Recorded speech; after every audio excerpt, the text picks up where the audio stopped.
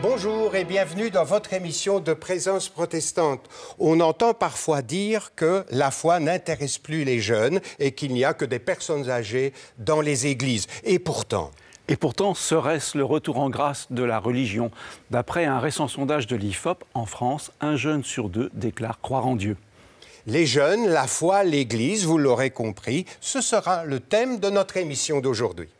Profitant de la saison estivale, nous avons été promener notre caméra et notre micro dans des camps à connotation religieuse, dans des camps de scoutisme aussi. Ce sera notre point de départ. Ensuite, nous irons plus loin dans notre réflexion sur la foi chez les jeunes et nous nous demanderons ce qu'ils recherchent, ce qu'ils espèrent et, en fin de compte, s'engagent-ils encore dans l'Église aujourd'hui?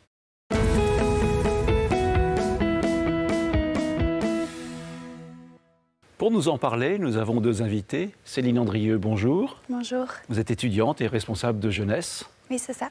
Et Mathias Boutet. Bonjour. Bonjour, vous êtes coordinateur du SPJ, c'est-à-dire le service protestant de la jeunesse. C'est ça. Alors, une première question, vous revenez de camps, de retraites de jeunes qui se sont passés tout cet été. Quelles sont les images les plus fortes qui vous restent de cet été, de ces activités parmi les jeunes?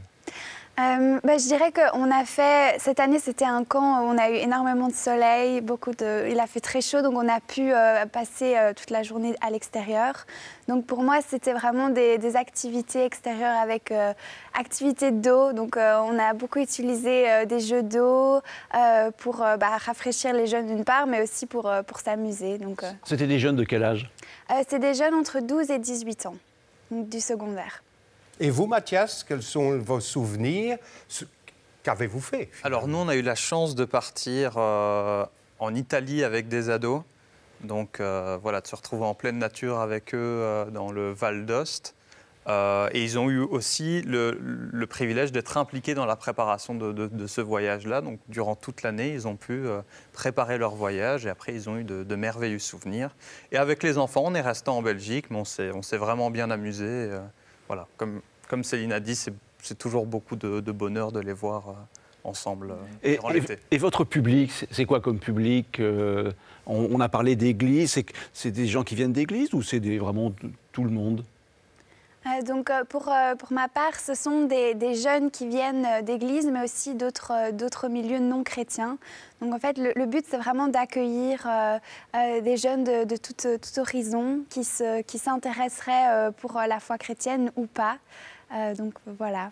Dites-moi, c'est quand? C'est pour recruter pour Dieu? Non, pas forcément, même pas du tout. On a un projet pédagogique et je pense que c'est pas seulement le SPJ, c'est beaucoup d'autres mouvements de jeunesse chrétiens. On a un projet pédagogique qui est porté par des valeurs protestantes, du partage, de la bienveillance, de l'engagement. Mais nous, c'est ce qu'on veut transmettre aux jeunes qui viennent dans nos camps. Mais on reste sur des publics qui sont très pluralistes. C'est un projet qui est porté par ces valeurs protestantes-là, qu'on peut retrouver dans d'autres projets non chrétiens. Absolument, voilà. Oui, tout à fait. Alors, est-ce qu'il y a une connotation spécifiquement chrétienne dans ces camps? Et quelle est-elle? À quel moment vient-elle dans le déroulement d'un camp? Bien sûr, quand on dit que ce sont des camps qui sont ouverts à tous, comme on a une base qui est chrétienne, on va avoir des moments durant la journée, on va avoir un message. Chez nous, on appelle ça un club, une réunion. Donc on va se retrouver, on va chanter des chants et puis on va avoir quelqu'un qui va apporter un message sur l'Évangile, sur qui est Dieu, qui est Jésus. Alors, on va retrouver un sujet maintenant. Nous avons été dans un camp scout protestant et nous les rejoignons maintenant dans le premier sujet. Alors ça commence la préparation à l'automne qui précède. À partir du mois d'octobre, il y a une équipe qui déjà va choisir les directeurs des différents camps. Et ensuite, c'est le directeur qui porte son projet, qui va amener une thématique et qui va, avec son équipe, essayer de préparer un contenu.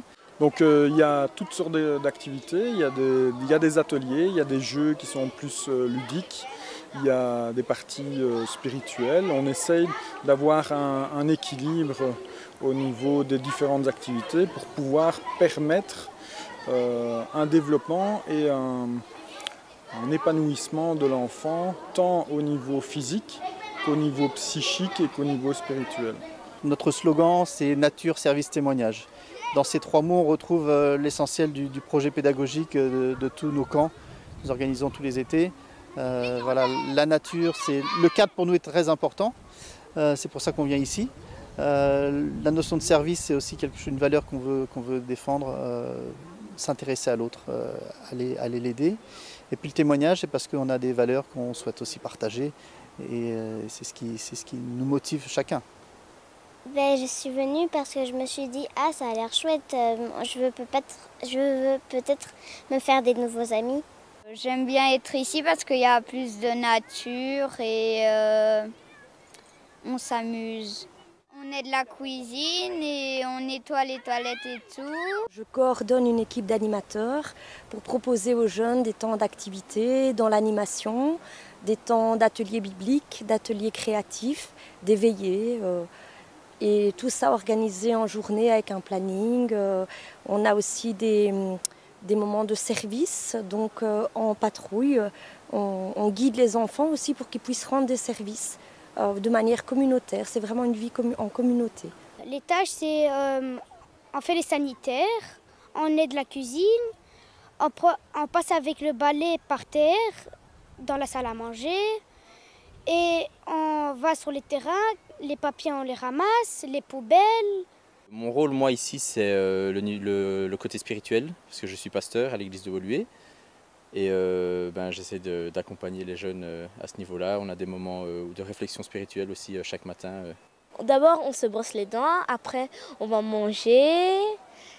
Et après, on va chez l'embarquement pour aller chanter et savoir dans quel pays on va aller. En journée japonais, donc on a fait quelque chose comme tous les jours, on choisit un pays, on fait le voyage et aujourd'hui c'était, comme vous avez vu en fait, la harmonie, par exemple, et chaque jour on va apprendre quelque chose d'autre, on commence avec un petit étude biblique et après on va jouer des jeux pour vraiment mettre en pratique. Oui, on essaye d'être assez ludique. C'est important de s'adresser aux enfants de manière à ce que qu'ils puissent le recevoir correctement. On ne s'adresse pas à des enfants comme avec des adultes. J'essaye de faire des comparaisons avec des choses qu'ils connaissent, leur vie de famille et montrer cette relation à Dieu qu'on peut avoir comme Dieu comme un père. Et j'essaie de faire le parallèle aussi avec la vie de famille, les enfants avec leurs parents. L'ambiance, le respect mutuel qui est très frappant quand on arrive ici. Les enfants qui viennent sont motivés, les enfants qui viennent sont heureux d'être ici. Donc c'est un échange mutuel de joie et donc toute cette ambiance, cette atmosphère, moi ça me fait heureux. Céline, on a entendu les enfants qui parlaient de nature, qui parlaient aussi de les activités dans la journée. Vous aviez parlé tout à l'heure d'activités avec de l'eau. La nature... Il y a un an, c'était de la pluie, là c'était la sécheresse. C'est très important d'être dans la nature avec les jeunes. Oui, je pense que l'endroit où se passe le camp est un point qui est important parce que ce qu'on veut aussi transmettre, c'est qu'ils peuvent s'amuser en dehors de là où ils habitent. Et je pense que quand ils sont immergés dans une autre atmosphère, dans la nature, entourés d'eau, de montagne, ça leur donne une autre envie, ça leur permet vraiment de s'échapper. Et je pense que c'est ce que les camps nous permettent aussi en tant que moniteurs, de s'échapper pendant le temps d'une semaine, d'un week-end et de découvrir autre chose. Il n'y a pas Internet, j'imagine? Il y a, mais on essaie de limiter parfois l'utilisation. Mais j'aimerais rebondir sur quelque chose que dit Céline, c'est que c'est vrai qu'une fois qu'on les met dans un cadre comme ça, c'est même dans le but de développer une certaine sensibilité à la nature. Moi, je connais assez bien Philippe qui travaille pour les jeunesses adventistes dans le reportage que vous avez montré. Et je sais que l'objectif, c'est pas seulement de se retrouver dans la nature, mais c'est d'en prendre soin. Et je pense que là aussi, c'est un témoignage chrétien de prendre soin de cette petite planète sur laquelle on habite, quoi. Ça doit être quand même difficile pour des jeunes qui, à longueur d'année, sont dans un tout autre monde. Ils étudient, bon, ils sont sur les réseaux sociaux. Là, il y a rien de tout ça. Oui. On est vraiment à l'état naturel. On essaye de les déconnecter, en fait. Ils sont tellement surmenés à l'école pendant la semaine avec leur téléphone qui est vraiment la prolongation de leurs mains. Il n'y a pas de téléphone, là? Il n'y a pas de téléphone. Nous, en tout cas chez nous, je ne sais pas si c'est comme ça chez Mathias, mais chez nous, on enlève les téléphones pendant une semaine et je peux vous assurer qu'ils profitent complètement de la semaine. Ils survivent, mais ils profitent surtout. Et c'est ça, en fait, ils profitent d'échanger avec d'autres, ils profitent de parler avec d'autres personnes, qu'en fait, ils n'ont plus l'habitude, à cause de leur téléphone, de constamment être sur un écran à parler avec l'autre en virtuel. C'est pas la même chose qu'en réel. Ouais, et j'ai le sentiment parfois qu'on a ce préjugé-là de le téléphone pour un jeune, c'est son troisième poumon. Mais je pense qu'il y a des jeunes, ça leur fait beaucoup de bien de partir 10 jours, de laisser le téléphone de côté. Et il y en a qui n'ont pas de mal à le faire. Donc, voilà. Et qu'est-ce qu'ils recherchent, au fait? En venant dans ces camps, bon, on a vu plutôt des enfants, mais il y a des ados et puis il y a des jeunes adultes aussi. Qu'est-ce qu'ils recherchent? Qu'est-ce qu'ils espèrent trouver? Être loin spirituellement de leurs parents. Être loin de leurs parents, c'est une réponse. C'est déjà ça. Mais je pense que c'est... d'une part, ça part d'une blague, mais une fois qu'on est en camp, il y a une autonomie quand même un peu plus importante que quand on est à la maison. Donc il y a une éducation à l'autonomie. Oui, je pense. Chez eux, ils ne font pas forcément la vaisselle, là, ils sont obligés de le faire. Voilà, c'est ça. On est quand même acteur de son corps, de ses activités. Ouais. Donc je pense qu'ils recherchent ça quand même. Vivre en communauté. Je pense que c'est vraiment essayer d'être loin du quotidien. Ils apprennent vraiment à vivre les uns avec les autres. Mais aussi, comme on le disait dans le reportage, je pense que dans un camp chrétien, il y a ces valeurs qu'on leur apporte aussi. Et c'est surtout la bienveillance. C'est le fait qu'ils sont encouragés dans les activités qu'ils vont faire, encouragés à aider, encouragés à C'est pas la servir. compétition nécessairement dans les jeux. Oui, c'est ça. Même s'il y a peut-être cette compétition, on dit toujours que voilà, le plus important, c'est pas de gagner, c'est de participer. Et je pense que c'est souvent aussi ce qu'on nous a, on a pu nous dire, les jeunes, j'ai déjà entendu des jeunes qui nous ont dit, ici, j'ai l'impression de me sentir valorisée et pas dénigrée ou critiquée comme à l'école. Donc j'ai l'impression qu'ils se sentent vraiment dans un autre milieu qu'ils n'ont pas l'habitude, en fait, quand ils sont chez eux à la maison. C'est ça. Donc c'est ça. Oui.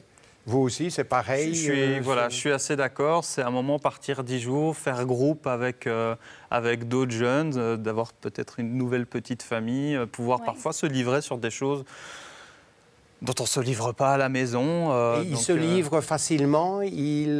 Bon, ça dépend des personnes, évidemment. Ça dépend des personnes. C'est aussi un des buts, peut-être, que les gens viennent un peu... C'est de se sentir en sécurité. Je pense que dans les camps chrétiens et aussi dans d'autres camps, il y a aussi cette volonté à un moment de mettre dans notre planning de journée un moment où on partage. Voilà, on parlait de temps spirituel. Mais c'est un temps spirituel où autant le jeune chrétien que le jeune qui ne côtoie pas forcément l'Église pourra partager sur ce qu'il ressent, ce à quoi il aspire. Et c'est quand même la volonté à un moment de se poser dans la journée pour le faire. La spiritualité, c'est pas forcément de croire en Dieu absolument, c'est de rechercher son être intérieur aussi. C'est ça. Et peut-être de trouver alors une dimension plus verticale, mais c'est ça aussi. Oui, c'est ça. Et je pense que les jeunes ont besoin de ça aussi. Ils ont besoin d'un moment donné se poser la question, est-ce que tout ce que j'ai dans ma vie actuellement, est-ce que ça me convient? Est-ce que j'ai besoin de plus? Et je pense que le camp leur apporte aussi ce moment où ils sont complètement déconnectés. Ça leur permet de réfléchir beaucoup plus et de se poser d'autres questions aussi. Mais le but de nos camps, ce n'est pas de les influencer, mais c'est de leur parler de ce qu'il y a. De votre expérience. De notre expérience, de ce qu'on croit. Et après, c'est à eux de prendre de la porte ou pas et de décider de faire le pas. Mais ce n'est pas du tout dans l'obligation Et voilà, je pense. Oui. On l'a dit tout à l'heure un peu dans l'annonce de cette émission, on a l'habitude de penser que les jeunes et la foi, ça ne va plus très bien ensemble, mais c'est le contraire, et selon les sondages, c'est le contraire. Alors, pourquoi croire pour un jeune aujourd'hui? Qu'est-ce qui le motive à entrer dans une démarche spirituelle, à croire en un Dieu? Je pense qu'actuellement, on se pose beaucoup de questions, surtout avec tout ce qui se passe. Il y a eu la guerre, il y a eu le Covid, on ne sait pas ce qui va encore arriver. Quelle va être la prochaine crise? Voilà, quelle va être la prochaine crise, exactement. Et je pense qu'on se rend bien compte qu'on n'est pas au contrôle de ce qui se passe. Ce n'est pas les hommes qui contrôlent ça. Et je pense personnellement qu'il y a quelque chose de supérieur qui est là pour nous aider à traverser tout ça, à traverser les difficultés. Et je pense que croire, c'est une espérance, qu'il y a plus que ce monde qu'on ne contrôle pas et qu'il y a vraiment voilà, cet espoir en quelque chose. Mais alors, c'est la peur qui fait penser à Dieu ou à un chemin spirituel? Je crois qu'il y en a plusieurs. C'est la peur, c'est le mal-être ou Non, moi je le verrais de manière peut-être plus positive. C'est motivé par l'espoir et je pense qu'on croit tous un moment en un idéal. Certains, ça va être au travers de la religion, d'autres, ça va être par des groupes politiques. Et je pense qu'à un moment, de se dire je crois en certaines valeurs, je crois en quelque chose qui parfois me dépasse, voilà, c'est par espoir parfois que le monde ira mieux, que le monde va changer. Donc je verrais plus ça du côté positif, c'est l'espoir. Malgré les crises, il y a encore la place pour un monde meilleur? Oui. Oui, oui. Les jeunes y croient finalement. À notre âge, on a l'impression que c'est difficile d'être jeune aujourd'hui. On disait, en préparant cette émission, de notre temps, c'était mieux. Parce que chaque génération dit, quand vous serez plus âgé, vous verrez, vous direz la même chose.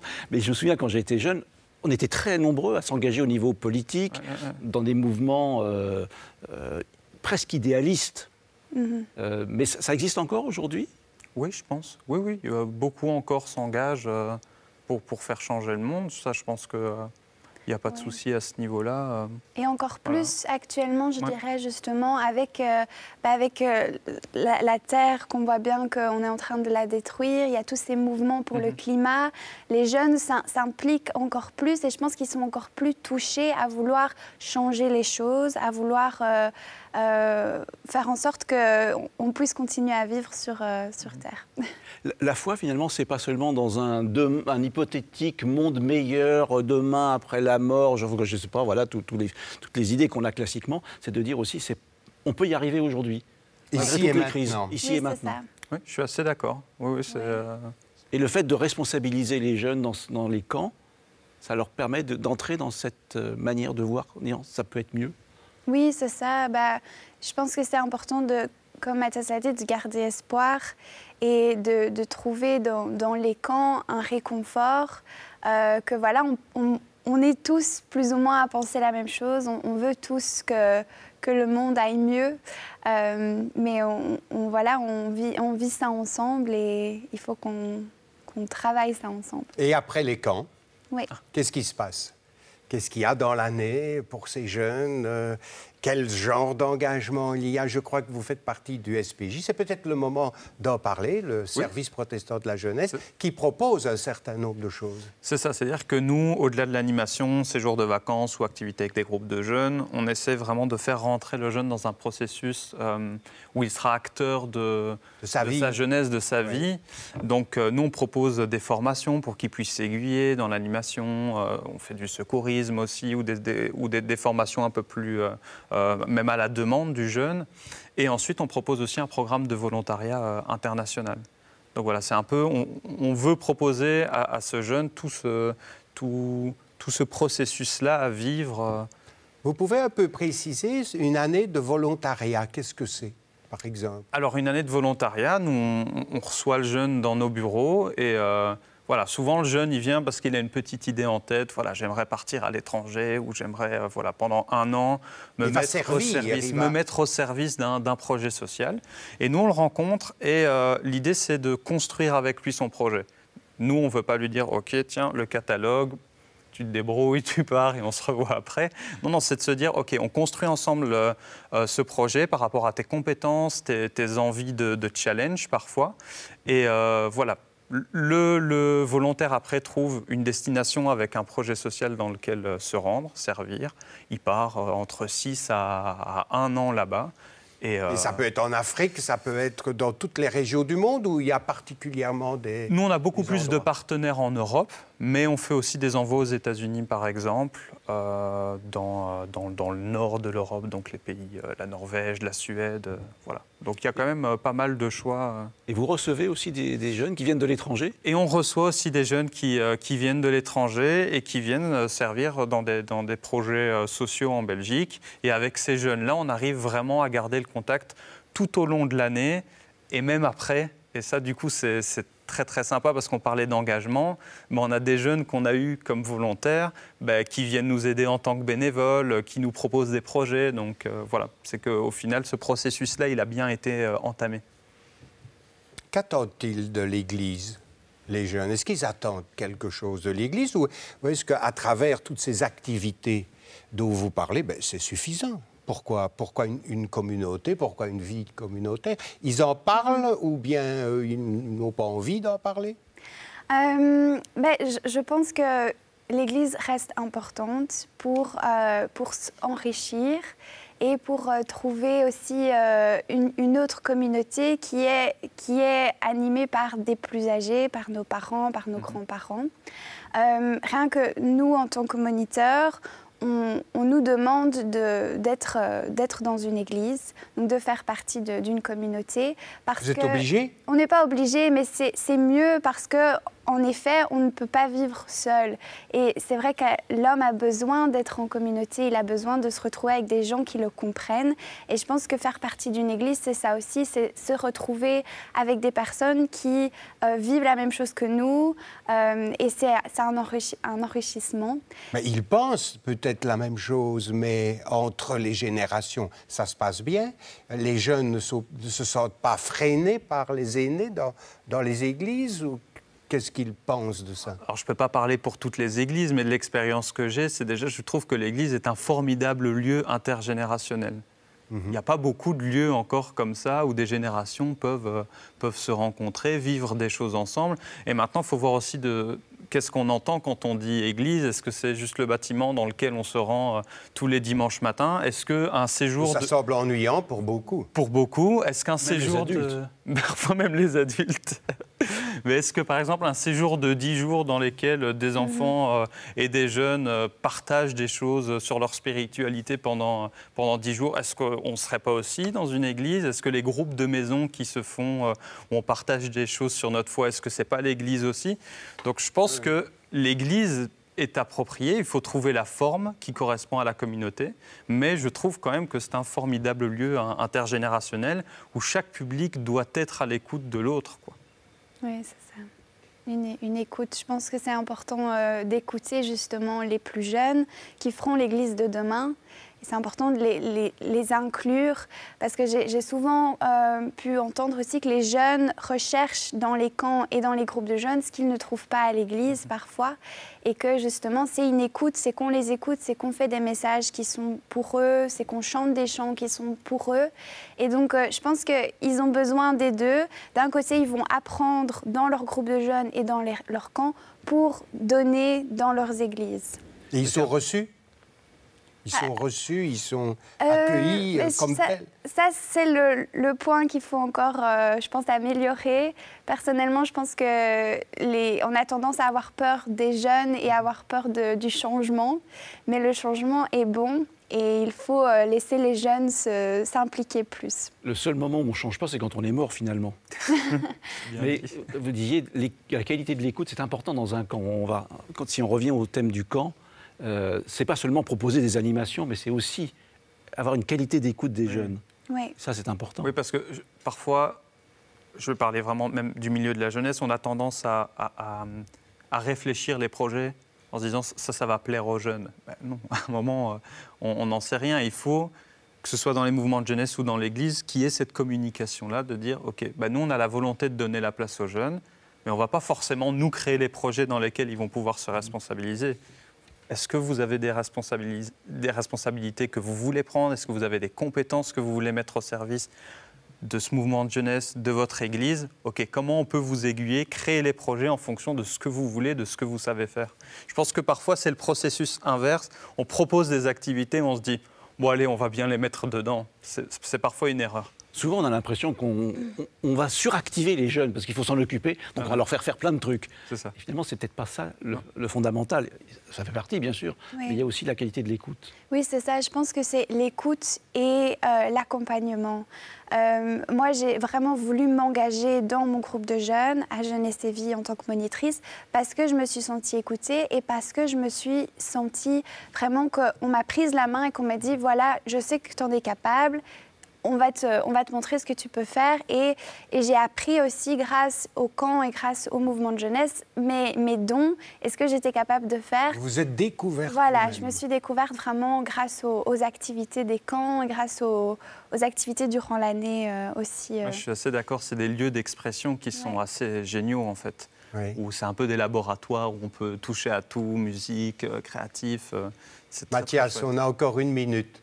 Oui. Qu'est-ce qui vous a donné l'envie de vous engager, vous? Qu'est-ce qui m'a donné, moi, l'envie? Oui, l'envie, la pensée. Je vais revenir sur ce que tu as dit, c'est l'écoute, en fait. C'est que moi, j'ai été accompagné par des leaders, autant au niveau de mon église que dans les mouvements de jeunesse que j'ai fréquentés, où j'ai pu exprimer ce que j'avais au fond de mon ventre, et on m'a dit, il y a peut-être moyen de créer un truc en fonction de ce que tu as.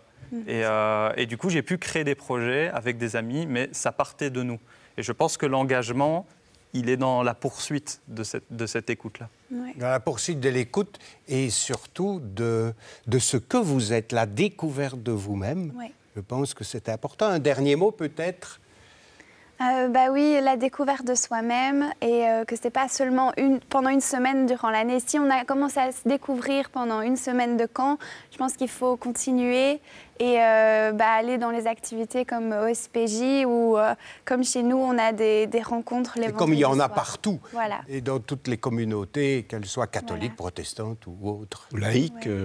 Et laïques aussi, bien sûr, tout à fait. S'engager là où on se sent le mieux, là où on se sent bien. Céline, merci d'être venue sur ce plateau, nous raconter ce qu'il y a en vous. Merci Mathias aussi. Merci de m'avoir reçu. Et une bonne suite dans chacun pour vous-même. Quant à nous, nous allons arrêter notre émission ici. Place aux jeunes, donc, partout dans la société et dans l'Église. Nous vous souhaitons une bonne suite à vous aussi et à une prochaine émission de Présence protestante.